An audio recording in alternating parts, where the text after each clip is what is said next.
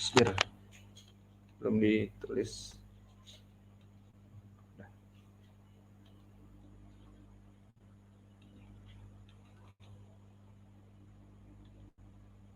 Soalnya silahkan dibaca.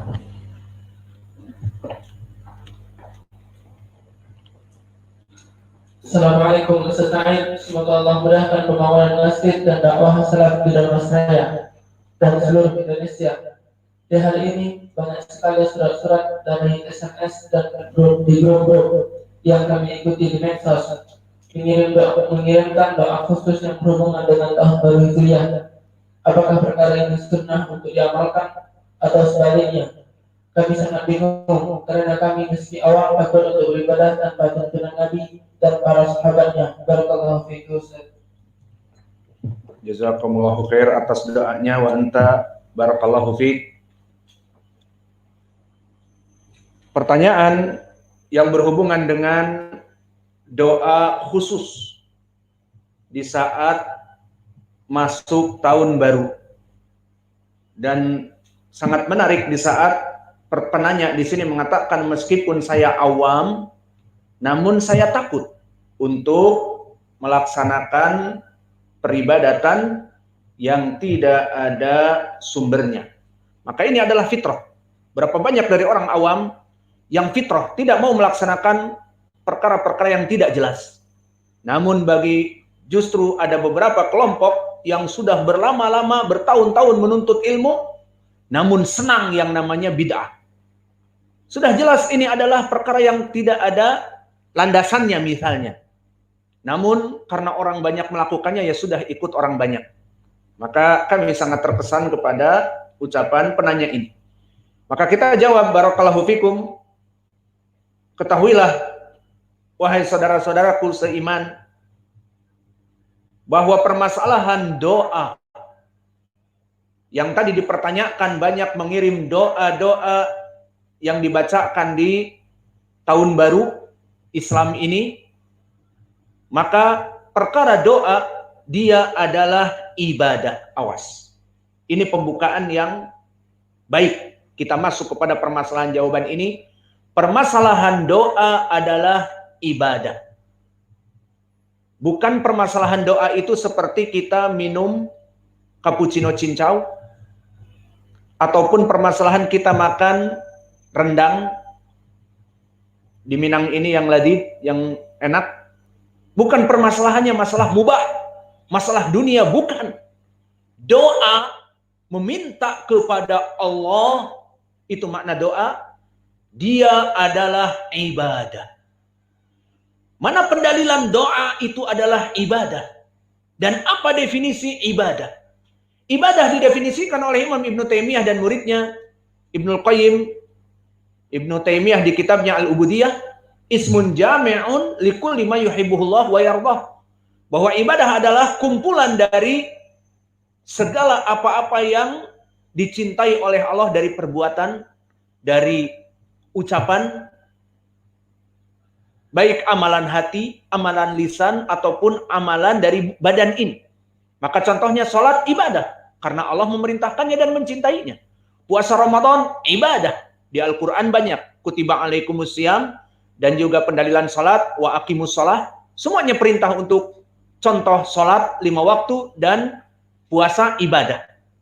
Maka begitupun doa. Mana dalil doa ibadah? Banyak di Al-Quran dan hadis.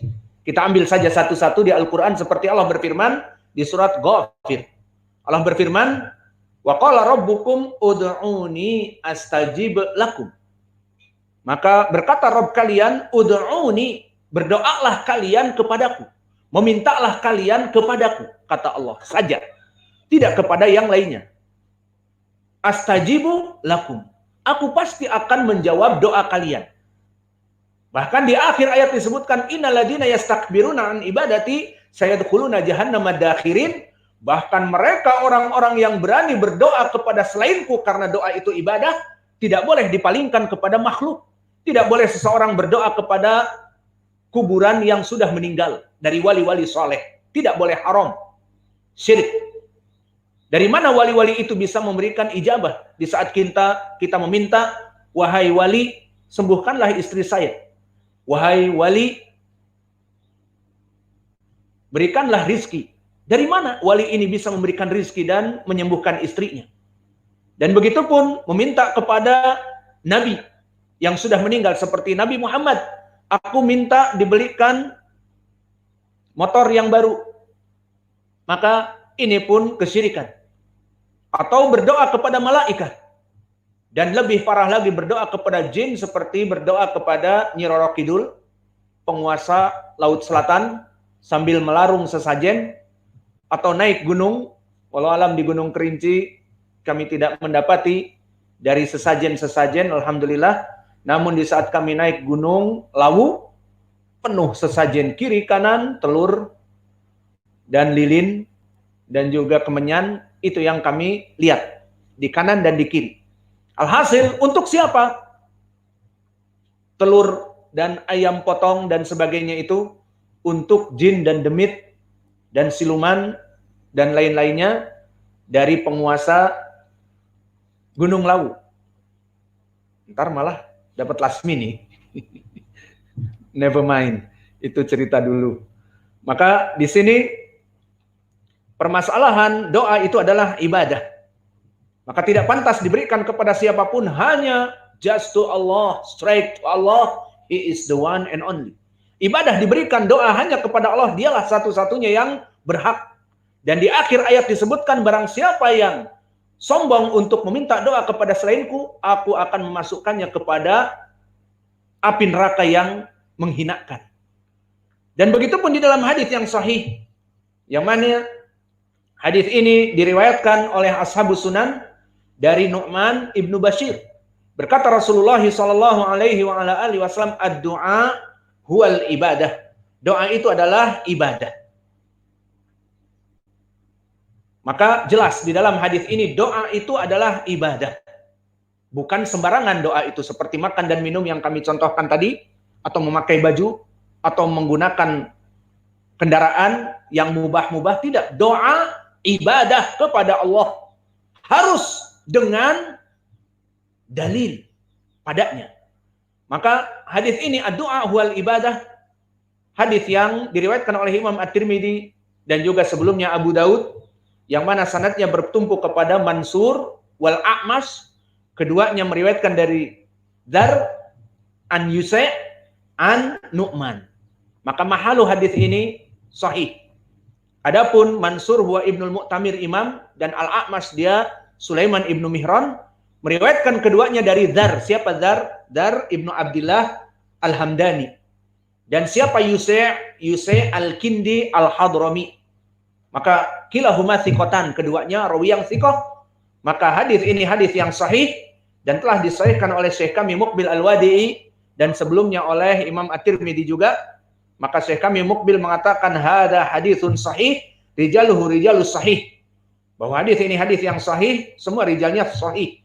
Maka kalau kita mengetahui dari dua pendalilan tadi, Al-Qur'an dan Sunnah, bahwa doa adalah ibadah, maka mizan ditolak dan diterimanya doa-doa tersebut harus kembali kepada mutaba'ati Rasul. Apa itu mutaba'ati Rasul? Harus mengikuti Nabi. Maka mizan kita melaksanakan doa-doa mengikuti Nabi. Apakah ada sunnahnya dari Nabi? Apakah ada sunnahnya dari para sahabatnya yang dulu melihat dari Nabi? Apakah ada dari para tabi'in yang dulu meniru dari para sahabat, yang mana sahabat ujung-ujungnya muaranya kepada Nabi? Maka dilihat, inilah mizan. Jika tidak datang dari Nabi, maka tidak boleh dilaksanakan. Karena ini ibadah. Perkara yang dijadikan harus diberikan kepada Allah, maka sumbernya harus atas perbuatan Nabi ataupun ucapan Nabi. Mana dalilnya tentang mizan itu harus kembali kepada perbuatan Nabi, ucapan Nabi, dan takrir Nabi? Hadis muttafaqun alaih dari Aisyah. Berkata Rasulullah sallallahu alaihi wasallam, "Man ahdatsa fi amrina hadza ma laysa minhu fa huwa rad." Barang siapa seseorang yang melaksanakan amalan seperti doa, ibadah-ibadah dan yang lainnya tanpa bimbingan sunnah Nabi, maka dia tertolak. Inilah mizan. Di saat kita melaksanakan ibadah, maka kita melaksanakan sholat harus mengikuti Nabi. Sesuai hadis yang diriwayatkan oleh Imam Al-Bukhari dari Malik Ibn Huwairits, "Shallu kama ra'aitumuni usolli, wa shallu kama ra'aitumuni usolli." Maka sholatlah kalian seperti kalian melihat aku sholat. Dan begitupun orang yang ingin melaksanakan haji dan umrah, disebutkan di dalam hadis yang diriwayatkan oleh Imam Muslim dari Jabir, "Lita'khudhu manasikakum," agar kalian mengambil ilmu manasik dariku. Dan di riwayat An-Nasai, "Khudhu manasikakum," ambillah dari ilmu manasik. Maka di sini menjadi pendalilan bahwa diterimanya suatu amalan menjadi ibadah jika mengikuti sunnah nabinya. Lalu kita kembali kepada beberapa kiriman dari SMS dan juga dari grup-grup yang diikuti oleh penanya. Maka di sana ada doa yang orang yang mengirimkannya mengatakan, bacalah doa ini. Kalau kita tanya, "Taib, doa ini doa dari mana, Mas? Doa dari mana, Bang?" Ya pokoknya baca aja. Orang juga banyak mengirim ke saya juga tidak tahu. Al-muhim, bacalah doa ini. Terus apa keutamaannya kalau dibaca? Ya saya juga nggak tahu, saya juga dikirimi di media sosial, baca doa ini. Maka apa itu doanya? Allahumma anta al-abadiyul qadimu, al-awalu, wa ala fadlikal azim, wa karim judik al-mu'awalu. Wa hadha amun jadidun qad aqbala. As'alukal ismah fihi minasyaiton wa awliyaih wal auna ala hadhihi an-nafsi al-imarah al-amarah bisu wal istighal bima yuqarribuni ilaika zulfa ya dal jalali wal ikram. Ini dia doa, udah panjang lagi doanya ya. Susah dihafal, nggak ada sanadnya lagi. Dan apakah dulu Nabi menggunakannya atau tidak? Mendingan ngafalin Quran, iya apa tidak? Maka di sini disebutkan artinya, ya Allah engkau yang abadi, yang qadim, yang awal. Atas karuniamu yang besar dan kemurahanmu yang mulia, engkau menjadi pintu harapan. Tahun baru ini sudah tiba. Aku berlindung kepadamu dari bujukan iblis, syaitan, dan para walinya, pengikutnya di tahun ini. Aku pun mengharap pertolonganmu dalam mengatasi hawa nafsu yang mendorongku kepada kejahatan kepadamu. Aku mohon bimbingan atas aktivitas keseharian untuk mendekatkan diriku kepada rahmatmu, wahai Allah pemilik kebesaran dan kemuliaan.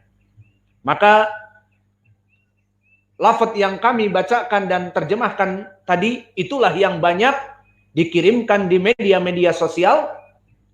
Sekarang bagaimana? Mizan yang kita pelajari tadi, kita masukkan kepada timbangan. Ini ibadah, doa itu. Maka lafaz ini pun ibadah. Maka ibadah ini diterima atau tidak, tergantung kepada mengikuti sunnah atau tidak. Maka jika kita melihat, apakah ada kitab dari Kutubus Sittah? Siapa yang bisa menyebutkan Kutubus Sittah? Pertama, Al-Bukhari, Abu Bakar Kif, Al-Bukhari dan Muslim dan Abu Daud, At-Tirmidzi dan An-Nasai dan Ibnu Majah. Ditambah lagi Kutubut Tis'ah, tambah 3. Apa 3 itu? Imam Ahmad, Imam Malik di Muwatta'nya, Imam Ahmad di Musnadnya, Imam Malik di Muwatta'nya, dan Ad-Darimi. Maka ini yang dinamakan dengan Kutub At-Tis'ah, yang 6, Kutubus Sittah ditambah 3 tadi. Maka wallahu a'lam tidak didapati di Sahih Al-Bukhari dan Muslim, serta 4 kitab yang kita sebutkan tadi, Abu Daud, At-Tirmidzi, An-Nasai, Ibnu Majah, tidak ada. Dan di kitab Musnad Imam Ahmad yang beribu-ribu hadis, dan juga di Musnad ataupun di Sunan Ad-Darimi, dan juga Imam Malik di Muwatta'nya, dan juga di Sunan Asy-Syafi'i bagi kelompok Asy-Syafi'iyah, itu semuanya tidak ada lafaz ini. Maka kalau tidak ada lafaz ini, berarti dia bukan datang dari Nabi. Bahkan sanadnya saja tidak ada. Misalnya seperti kita mempelajari di Sahih Al-Bukhari atau Muslim atau Kutubus Sittah seperti yang tadi. Dari Nu'man Ibnu Bashir, dari Nabi ad-du'a huwal ibadah. Siapa yang menjadi murid Nu'man menyampaikan adalah Yusai al-Hadrami. Siapa muridnya Yusai adalah Dar ibni Abdillah. Siapa muridnya Dar? Al-A'mas dan Al-Mansur. Sampai kepada kutub-kutub yang dicatat oleh Imam At-Tirmidzi, Abu Daud, dan sampai kepada kita dengan sanad tadi. Itu yang kita inginkan dari ilmu sanad. Adapun di sini doa yang sudah lafadznya juga aneh, lafadznya tidak mudah untuk dihafal, tidak seperti lafadz Al-Quran, dan juga tidak ada sanad. Maka di sini perlu diperhatikan, wahai saudara-saudara kami, bahwa perkara-perkara yang baru di dalam agama Islam dan dia itu kesannya baik, tidak boleh langsung dikatakan nggak apa-apa, ini kan baik. Seperti mereka orang-orang yang sudah terkena syubhat bid'ah hasanah. Oh, tidak apa-apa, bid'ah juga kan ada bid'ah hasanah. Siapa bilang bid'ah hasanah ada? Semua bid'ah dhalalah. Yang jelas tidak latah. Jika dikirim oleh seseorang, ayo dibaca saudara-saudaraku. Malam ini mungkin tadi maghrib, malam tahun baru, ayo dibaca. Pertama, siapa yang menyuruh baca? Apakah Nabi menyuruh baca? Tidak. Lalu ini doa. Doa itu ibadah. Tidak bisa kita melaksanakan doa kecuali dengan sunnah dari Nabi Muhammad sallallahu alaihi wa ala alihi wasallam. Maka perlu bagi kita untuk selektif mencari dari doa-doa yang sahih. Dan yang kedua, tidak latah. Haruslah kaum muslimin, terutama manhaj ahli sunnah wal jamaah, harus dia itu tidak latah, tetapi dia itu selektif dan mencari dan kritis. Tidak dia mendapatkan di grupnya, terutama yang mengirimkan katanya orang yang soleh, yang bertahun-tahun belajar, kemudian dikatakan baca doa ini. Wah, dia kan orang soleh, nyuruh kita baca. Ya sudah, kita baca. Apa faidahnya? Apakah Nabi dulu membaca? Apa keutamaannya? Wallahualam, nggak ada keutamaan. Baca 100 kali nanti kamu bisa mendapatkan istri yang banyak, itu pun tidak ada. Ngapain dibaca? Mendingan baca Al-Quran dan hadis, diamalkan. Maka ini dari segi bantahan. Yang pertama, hadis ini kalau memang hadis tidak ada sanadnya, tidak jelas datangnya dari mana. Bisa jadi kalau seperti itu kita juga membuat ngarang. Kita bikin doa, terus dibilang ini doa malam Lailatul Qadar biar lebih sangar, atau ini malam di saat dibaca di tahun baru, ditulis juga di situ katanya mendapatkan barokah bagi yang membacanya dan sebagainya, atau disembuhkan dari penyakit COVID-19. Maka semua orang akan bisa mengarang seperti itu. Dan telah diancam oleh Nabi, seperti hadis yang mutawatir dari Abi Hurairah dan yang lainnya yang muttafaqun alaih, man falyatabawa maq'aduhu minan nar. Apa awalnya? Man kadzaba alayya, barang siapa yang berdosa, man kadzaba alayya muta'ammidan falyatabawa maq'aduhu minan nar. Barang siapa yang berdusta kepadaku dari perkara-perkara yang dipalsukan, diada-adakan, maka agar duduk di api neraka, mengambil kursinya di api neraka. Maka di sini menjadi pendalilan tentang permasalahan tidak sembarangan kita menukil. Dan bahkan disebutkan, diriwayatkan oleh Imam Muslim dari Abi Hurairah, kafa bil mar'i kadziban yaqulu bima yasma. Maka cukuplah seseorang dikatakan pendusta, the big liar, pendusta besar, di saat dia menyebarkan dan mengucapkan kepada saudaranya dari segala apa yang dia dengar. Maka di sini latah.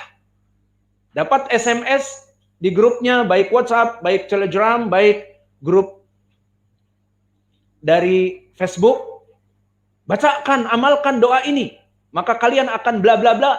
Latah. Wah, langsung diamalkan. Ya, akhi, selektif dulu terhadap khobar, hoax, dan sebagainya. Maka dikatakan oleh Nabi, cukup bagi seorang dikatakan pendusta menyampaikan apa yang dia dengar. Maka akhirnya terjadi runtunan dari penyebaran agar diamalkan. Dari mana orang ini mendapatkan? Dari SMS Fulan. SMS Fulan dari mana? Dari SMS si Fulan, dari anggota yang nomor demikian dan dari anggota yang demikian, yang akhirnya semuanya tidak benar. Tidak ada sumbernya. Maka perkara yang tidak ada sumbernya di dalam Islam, awas. Jangan berani-berani lancung, ini kan baik, ini kan bid'ah hasanah. Tidak. Never ever. Jangan dilakukan. Karena apa? Beberapa perkara yang ingin saya sebutkan sebagai tambih agar kalian tidak latah jika dinasehati. Hati-hati, ini bisa jadi bid'ah. Dikit-dikit bid'ah. Apa-apa yang datang baik itu kan baik dalam agama Islam. Oh, tidak. Siapa bilang seperti itu? Perkara seperti ini perlu diperbaiki dari sekarang. Maka jangan latah, jangan sedikit-sedikit, enak aja disebut bid'ah, tapi kan maknanya baik. Tidak apa-apa kan? Bisa diterima? Tidak. Agama ini tidak butuh reformasi. Agama ini tidak butuh tambahan-tambahan. Maka telah meninggal Nabi kita dan sunnah-sunnah telah tiada. Karena ucapan Nabi, perbuatan Nabi telah terputus. Dan Al-Quran pun telah tidak diturunkan lagi, terputus. Maka agama ini telah sempurna. Sehingga tidak butuh lagi kepada reformasi, tidak butuh lagi kepada perbaikan. Karena Al-Quran telah terputus dan sunnah-sunnah pun telah tidak ada yang baru lagi, semuanya telah klasik. Perkara yang terdahulu namun tetap diamalkan. Maka telah datang di hadits Abi Dzar, yang mana hadits Abi Dzar ini diriwayatkan dari Nabi, tarakna Rasulullah sallallahu alaihi wasallam ma ta'irun yuqallibu janahaihi fil hawa ila wa huwa yudakiruna minhu ilman. Di sini ucapan Abu Dzar, tidaklah Nabi meninggal kecuali perkara-perkaranya itu telah jelas. Bahkan jika perkara yang berhubungan dengan ilmu, bagaikan burung-burung yang mengepakkan sayap di langit, itu kalau itu adalah ilmu dari ibadah yang harus diamalkan, maka Nabi akan menjelaskannya. Maka berkata Nabi, ma baqiya syai'un yuqarribu minal jannah wa yubaidu minan nar illa waqad buyina lakum. Maka tidak ada dari jalan, dari sunnah yang benar yang mengajak manusia kepada surga kecuali aku telah menjelaskannya. Dan perkara-perkara yang menyebabkan seseorang masuk api neraka dari kesesatan, kebid'ahan, kemaksiatan, pasti telah aku jelaskan. Maka hadis ini hadis yang diriwayatkan oleh Imam At-Tabrani dari jalan dan juga Ibnu Hibban, keduanya bertumpu kepada Muhammad ibni Abdullah ibni Yazid al-Muqri dari Sufyan ibnu Uyainah, dari Fitr ibnu Khalifah, dari Abi Tufail, dari Abi Dzar. Maka hadis ini hadis yang sahih. Semua rijalnya thiqat dan Abu Tufail adalah Amir ibnu Wasilah. Maka di dalam hadis yang lain juga disebutkan dari Salman. Di saat datang dari kelompok Yahud kepada Salman, alamakum nabiyukum kulla syai'in hatta al-qira'ah? Qala ajal. Apakah nabi kamu Muhammad, wahai Muslim, kepada Salman, telah mengajarkan segala sesuatu, segala perkara, sampai bahkan perkara-perkara di toilet? Dikatakan ajal, tentu. Maka kemudian disebutkan, laqad nahana an nastaqbilal qiblah lil ghaid aul baul au nastanjiya bil yamin au nastanjiya bi aqal min salasati ahjar au nastanjiya bi raji au bi idham. Tentu Nabi telah melarang kami untuk kencing ataupun BAK menghadap kepada kiblat ataupun membelakangi kiblat. Dan Nabi telah melarang kami untuk membersihkan kotoran cebok misalnya dengan tangan kanan, diharamkan.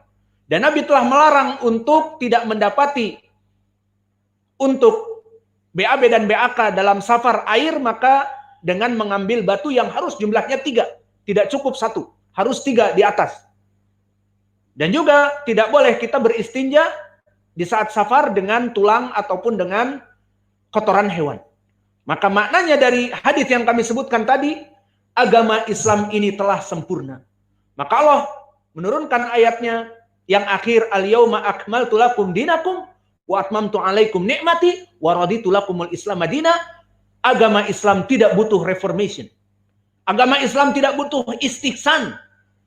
Di sana ada perkara-perkara yang wallahu alam tidak tahu, seperti doa malam dari tahun baru Islam. Para sahabat apakah membacanya? Bahkan Nabi apakah membacanya dan menganjurkannya? Kalau kita katakan tidak ada sanadnya. Kalau Nabi dan para sahabat dan para tabi'in zaman keemasan dulu tidak melaksanakannya, kenapa kamu melaksanakannya? Seperti itu. Maka perkara yang kedua, lebih gamblang lagi. Bahwa Allah Jalla wa'ala telah menurunkan Al-Quran kepada Nabi Muhammad, dan dengan meninggalnya Nabi Muhammad telah sempurna. Segala kebaikan yang menuju kepada surga telah disebutkan. Maka disebutkan di Al-Quran, wa nazalna 'alaikal kitaba tibyanan likulli syai'. Maka kami telah menurunkan kepada wahai Muhammad segala sesuatu. Al-Quran itu segala sesuatu yang baik telah disebutkan padanya. Maka oleh sebab itu ditafsirkan oleh Mujahid dengan athar yang hasan, diriwayatkan oleh Imam At-Tabari dari Sufyan, dari Al-A'mas, dari Mujahid, dan datang jalan yang lain, mutaba'ah dari Al-A'mas, dari jalan Ibnu Uyainah, dari Aban, Ibnu Taglab, dari Mujahid. Maka athar ini hasan li ghairi.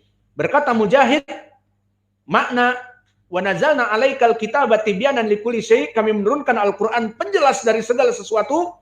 Berkata Mujahid, apa-apa yang dilarang, diharamkan telah jelas. Dan apa-apa yang diperintah telah jelas. Maka kembali kepada permasalahan ini. Apakah doa dari tahun baru Islam itu diperintahkan? Ada dalilnya dari Al-Quran atau Sunnah? Tidak ada. Ya sudah, tinggalkan. Karena Nabi telah menjelaskan segala perkara di Al-Quran dan Sunnahnya. Maka oleh sebab itu, barang siapa yang melaksanakan amalan-amalan yang tidak dikerjakan oleh Nabi, dan kita katakan, ya akhi, takutlah kepada Allah, ittaqillah, itu bid'ah. Ngamuk. Wah, sedikit-dikit bid'ah. Semua kan baik. Doa ini coba kamu artikan, kan baik apa tidak? Tadi ada sebutan, jauhkanlah dari hawa nafsu dan syaitan, misalnya. Kata orang awam, kan baik. Nah makanya kita baca pun baik. Oh tidak.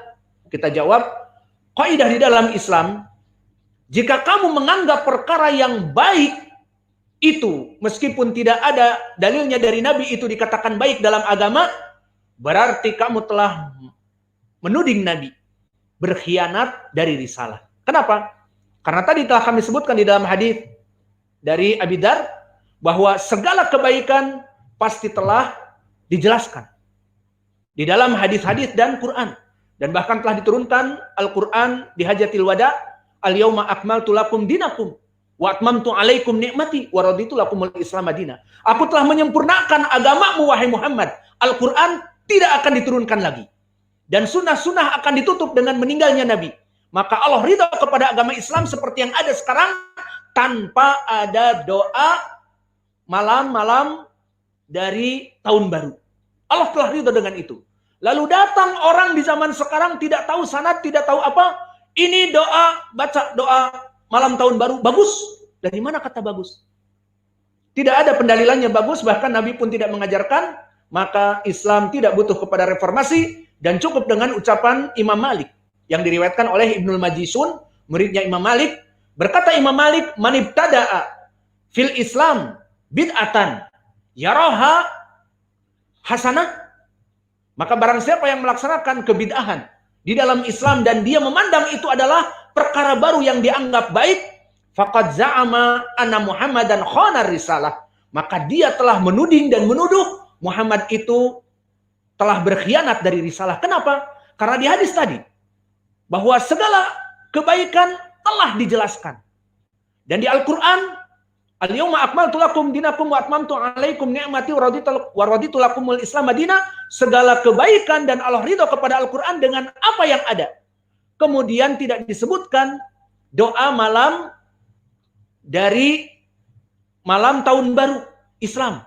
Kemudian dijadikan itu ibadah, berarti kalian telah menuding Nabi telah mengkhianati risalah dakwahnya. Kenapa? Karena kamu melihat itu kebaikan, dan Nabi tidak melihat itu kebaikan, berarti ada kebaikan yang tidak disampaikan oleh Nabi. Apa itu? Lupa Nabi mungkin terlewat, doa malam tahun baru Islam. Maka ini perkara yang sangat dahsyat, sangat berbahaya. Maka oleh sebab itu, orang-orang yang melaksanakan perkara-perkara kebid'ahan tidak pantas untuk mengatakan, tapi kan ini baik. Tidak, karena kebaikan telah ditutup. Pintu kebaikan telah sempurna. Karena kalau dibuka perkara itu, semua orang akan mengada-ngada dan akan mengatakan, tapi kan ini bid'ah yang baik. Tapi kan ini bid'ah yang hasanah. Maka di sini kita tutup pembahasan ini dengan awas. Tidak ada yang namanya bid'ah hasanah. Tidak ada yang namanya reformasi dalam Islam, dalam ibadah. Ini kan baik. Doa ini kan baik. Doa itu kan baik. Seperti juga Maulid Nabi kan baik. Memperingati happy birthday Nabi. Kata siapa Nabi lahirnya 12 Rabiul Awal? Justru meninggalnya. Dan yang sebagainya. Nabi tidak merayakan happy birthday untuk dirinya, dan para sahabat pun tidak. Lalu kenapa kamu merayakannya? Seperti itu. Maka tidak ada yang namanya bid'ah hasanah.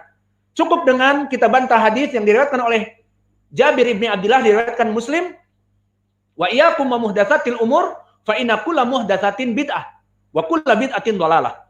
Maka hati-hati dari perkara-perkara yang diada-adakan, yang dianggap oleh kamu itu baik, padahal di zaman Nabi tidak disebutkan kebaikan. Awas, karena segala kebid'ahan kesesatan. Dan juga di dalam hadis Irbad ibni Sariyah yang semakna dengan ini, datang dari Hujr ibnu Hujr, dan juga dari Abdurrahman ibnu Amr as-Sulami, dan juga dari jalan yang ketiga Yahya ibnu Abi Muti', yang juga atau ibnu Abi Muta', yang juga thiqah. Maka semua sanadnya kepada Irbad ibni Sariyah yang sahih. Dikatakan wa iyyakum wa muhdatsatil umur fa inna kulla muhdatsatin bid'ah wa kulla bid'atin dhalalah. Hati-hati dari perkara yang diada-adakan, tidak disebutkan di Islam, kemudian dianggap ini baik. Direformasi ajaran Islam ini menurut saya baik.